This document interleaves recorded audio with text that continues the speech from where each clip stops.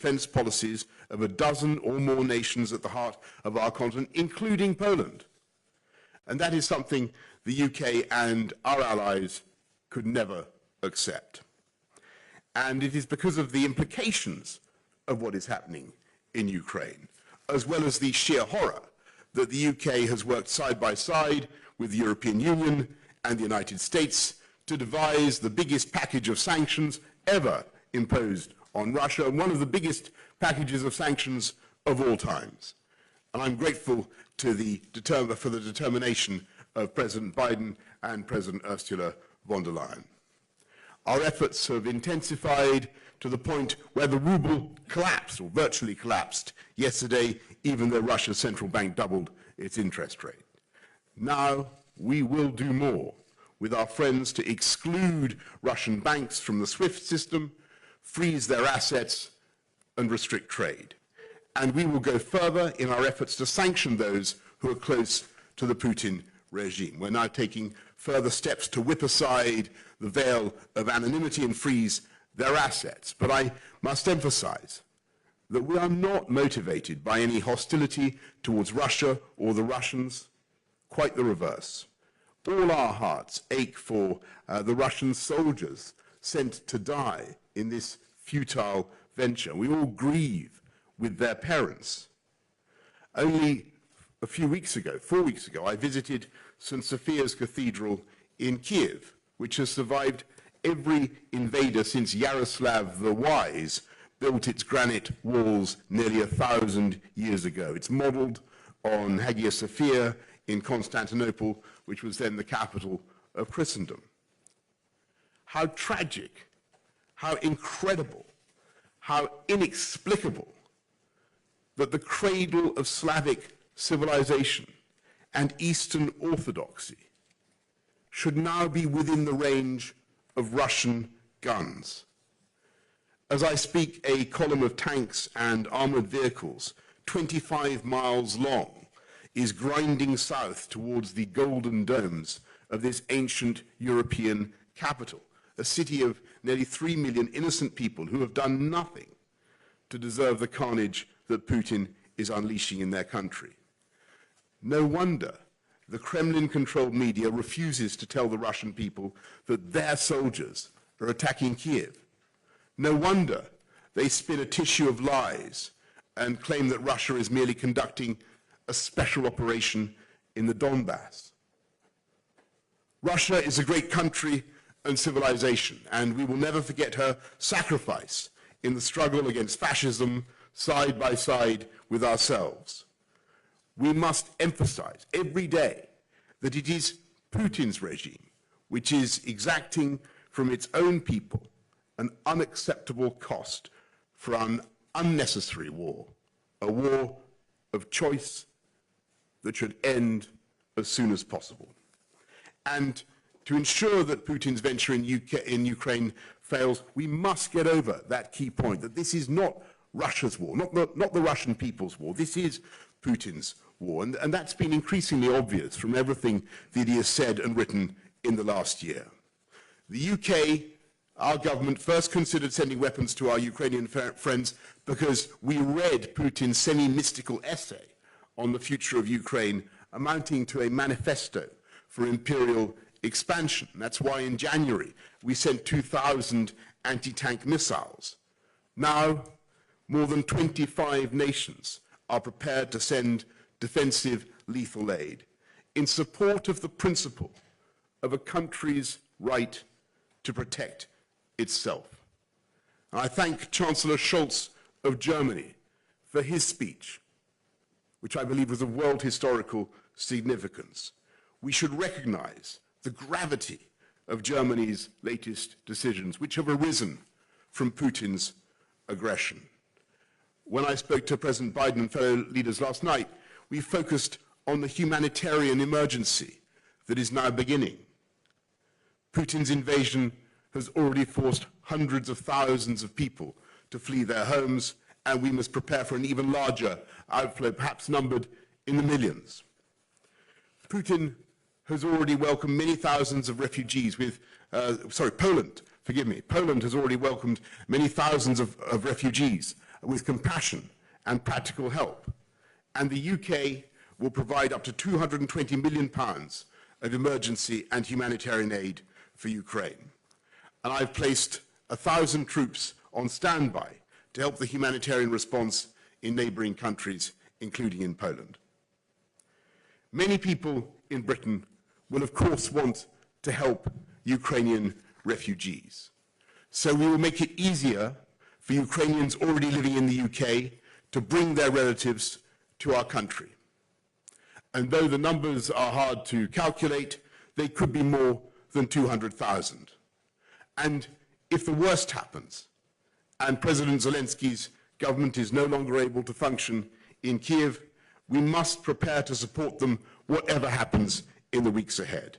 And we should recognize that this crisis will impose costs on ourselves and on our electorates, that sanctions have consequences for us as well as for Russia.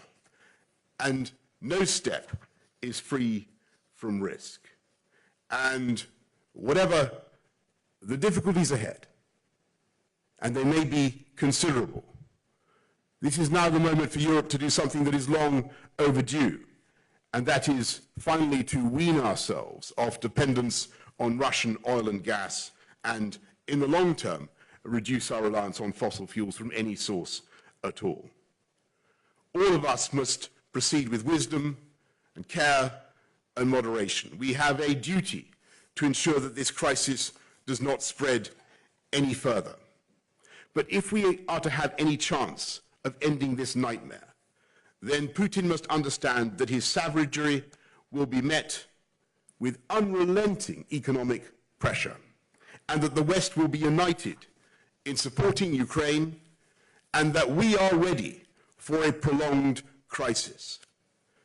I have no doubt that if the West can maintain the extraordinary unity that we have shown so far, if we can press ahead with the strategy we have set out of international, economic, humanitarian and diplomatic assistance to Ukraine, along with defensive weapons, then Putin's venture will ultimately fail. The path ahead will require patience and resolve, and we must be rational in our response and recognize that Russia is capable both of misunderstanding and misrepresenting what we say. And yet I will not waver in my conviction that however long it takes, a sovereign and independent Ukraine will emerge once again. Because Putin has stubbed his toe and tripped on a giant and immovable fact, which is no matter how many troops and tanks he sends, the Ukrainians desire to live in a free and independent country, which is something I think Poles will immediately understand. And in this desire, the UK will always give them our wholehearted support. And in the face of that fact, the unquenchable and manifest will of the Ukrainians to resist, and in the face of this gathering tragedy, I say to Vladimir Putin and his regime, there is only one way out of this morass, and that is to stop the tanks, to turn back the tanks on their way to Kiev, turn them round and take the path to peace. Thank you all very much.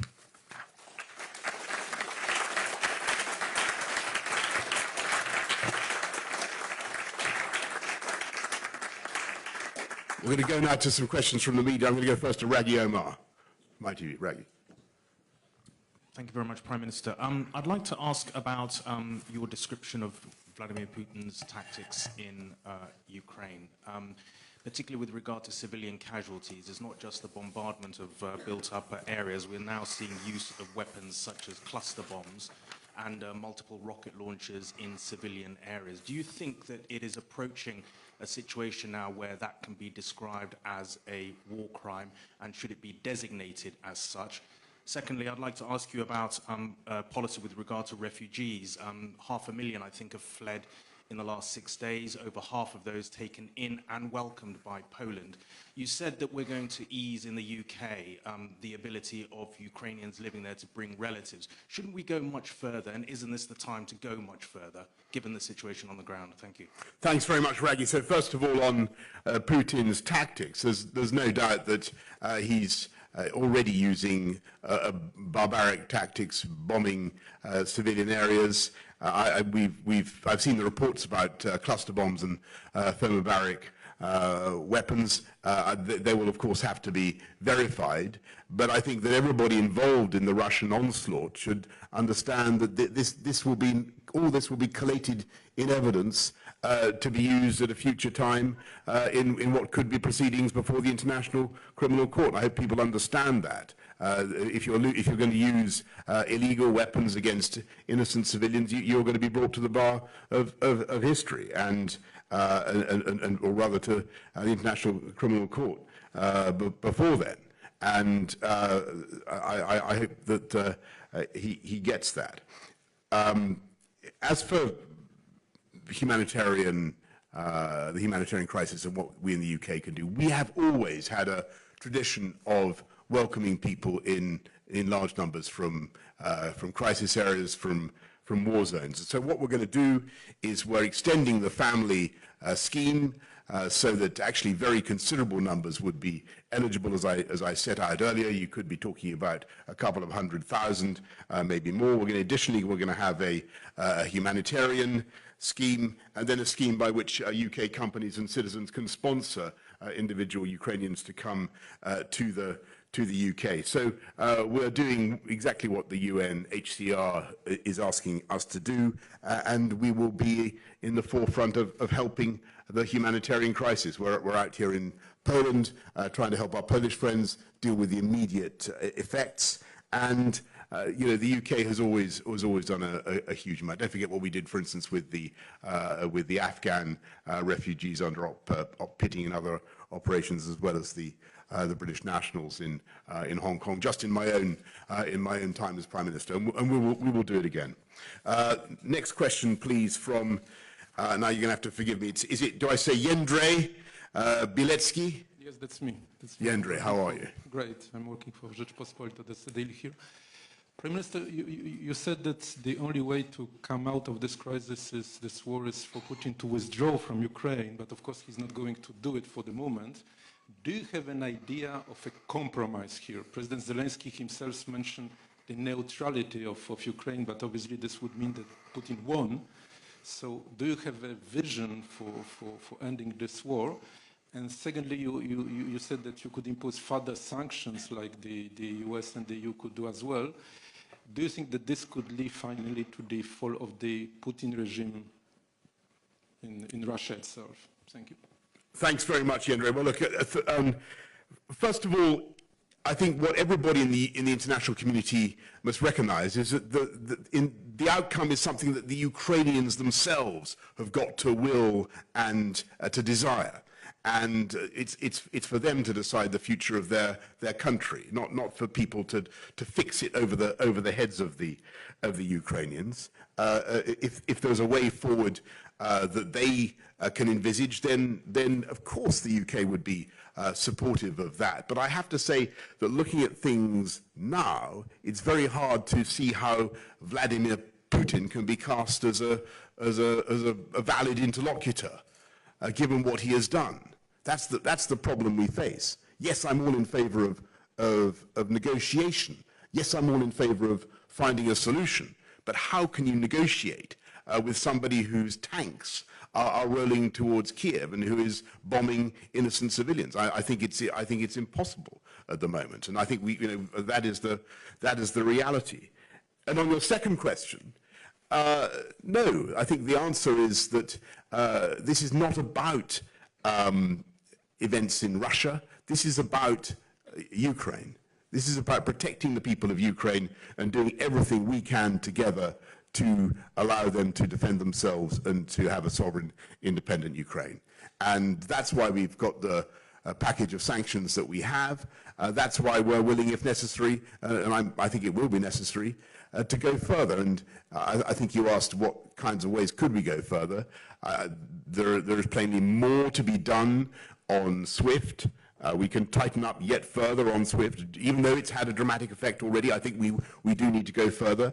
There's more to be done on Sparebank, more to be done on the freezing of Russian assets. I think there's genuine amazement and dismay in Russia about what has happened already, but there is more to be done. I think there's more to be done in the severing of sporting links. There's more to be done in cracking down on the billionaires who are associated with Vladimir Putin, and the UK is certainly going to be in the lead in that. There are plenty more things that we can and will do as we tighten the economic pressure.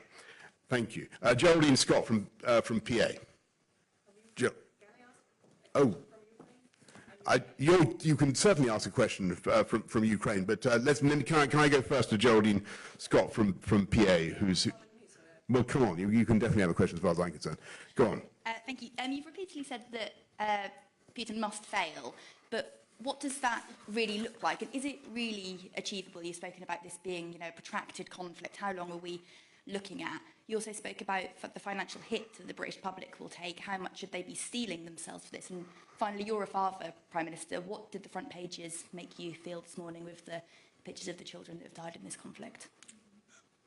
So on your last point, Geraldine, I think I felt what everybody in the world felt looking at that this is absolutely senseless, and that no one, I think Vladimir Putin's a father himself, and no one can possibly understand how he has unleashed this conflict, which seems to everybody to be so futile. And everybody can see, I think, that the Ukrainians are resisting to the point where, you get to your question about success, Vladimir Putin cannot now succeed. I think he needs to reconcile himself to that fact rather than endlessly doubling down on violence. And I fear his temptation will be to double down on violence, and even then he won't succeed. And I think we're now going to go to a question from Ukraine. Thank you, Prime Minister. Daria Kaleniuk. I had Anti-Corruption Action Center from Ukraine. I passed the border a couple of days ago. I'm from Kiev. Most of my family, most of my team members are still in Ukraine, in Kiev, in Lviv. A woman from my team is now in Bila Tserkva, and she is there with 2 kids, and Russian military is over there, and she's so much afraid that she will be shot. Kharkiv, the city where I was studying, was bombarded today, fully, the downtown square. So you're talking about the stoicism of Ukrainian people, but Ukrainian women and Ukrainian children are in deep fear because of bombs and missiles which are going from the sky. And Ukrainian people are desperately asking for the West to protect our sky. We are asking for the no-fly zone. We are saying in response that it will trigger World War III. But what is the alternative, Mr. Prime Minister? To observe how our children are, instead of planes, are protecting NATO from the missiles and bombs? What's the alternative for the no-fly zone? We have planes here, we have air defense system in Poland, in Romania. NATO has this air defense. At least this air defense could shield the Western Ukraine, so that these children with women could come to the border. It's impossible now to cross the border. There are 30 kilometers of lines. Imagine crossing the border with a baby or with 2 children. I'm so glad that Samantha Power is coming here to the border from the Polish side. Let her come to the border from Ukrainian side and see that. Britain guaranteed our security under Budapest Memorandum. So you're coming to Poland. You're not coming to Kiev, Prime Minister. You're not coming to Lviv because you are afraid. Because NATO is not willing to defend, because NATO is afraid of World War III, but it is already started. And these are Ukrainian children who are there taking the hit. You're talking about more sanctions, Prime Minister, but Roman Abramovich is not sanctioned. He's in London. His children are not in the bombardments. His children are there in London. Putin's children are in Netherlands. in Germany, in mansions. Where are all these mansions seized? I don't see that. I see that my family members, that my team members are saying that we are crying. We don't have where to run. Well, this is what is happening, Prime Minister. well, thank you very much for your questions, and thank you for getting here today. And I'm glad that you have been able to get here. And look, I just want to say that I'm acutely conscious that there is not enough that we can do as the UK government to help in the way that you want. And I've got to be honest about that. And when you talk about the no-fly zone, as I said to Vladimir Zelensky, I think a couple of times, unfortunately, the implication of that is that the UK and would be engaged in shooting down Russian planes, would be engaged in direct combat with Russia. That's not something that we can do or that we've envisaged. And I think the consequences of that would be truly very, very difficult to control. What we can do is all the things that we are doing already, and providing as much help and support to the Ukrainians as we can. And as I said to you earlier on, the UK was the first European country to offer military assistance. Also doing everything we can to tighten the economic noose around the Putin regime, and we were amongst the very first to put that package together. And I have to tell you, I think that it will work. I think that Vladimir Putin's venture is doomed to fail, and I think that it will be extremely difficult for him to continue on the path that he is on. But in the meantime, as you rightly say, there is going to be a period of suffering for the people of Ukraine, for which Putin and Putin alone is responsible. He's taken a decision that I think many people around the world find absolutely inexplicable as well as inexcusable. And it will take time, I'm afraid, for us to come through this period. All we can do in the meantime is help people like your crew and your family to get out, to get to safety, help them with all the humanitarian support that we can provide, help them to come to the UK, and we certainly will. But I cannot pretend to you that this is going to be something that the UK can fix by military means, and I think it would be wrong of me to do so. But what I will say is that I think that this whole misadventure by Vladimir Putin has raised questions now about the security of Europe and what we do. And I think it was entirely reasonable of Vladimir Zelensky to ask, for instance, for EU membership, and I think that NATO will have to think much more about some of the ways in which we think about European security in the future, because clearly, if Putin can attack Ukraine in a way that is unprovoked, a completely innocent country, then that has big implications for the world and for the security of other countries as well. And that's why, amongst other things, the UK is intensifying our support, not just for Poland, but for the Baltic countries and for all NATO's eastern frontier. And if Putin thinks he's going to get less NATO, he's going to push back on NATO as a result of this action, he is going to be gravely disappointed. All that's happening as a result of what he is doing is that he is strengthening the resolve, not just of the Ukrainians, but the resolve of the West as well. And to get back to your fundamental question about why isn't the West actually coming and giving direct military support? Well, basically for the reasons that I've given.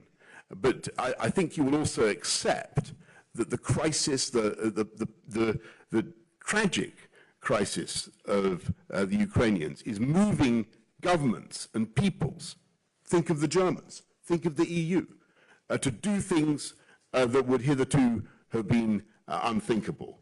And that is a measure of the sympathy that Ukraine is currently evoking around the world. And I have no doubt that that sympathy is going to be so strong and going to grow that people will not rest, as I've said, until this injustice is reversed and Putin is seen, not just fails, but is seen to have failed in Ukraine. And I think the whole international community will work together to ensure that your family, are able to live in a sovereign and independent Ukraine. And I'm sorry it's going to take time. I'm sorry it's going to be difficult, and I'm sorry for all the tragedy and suffering that you've experienced. But thank you very, very much for coming today and asking your question. I think everybody here has really appreciated it. Thank you.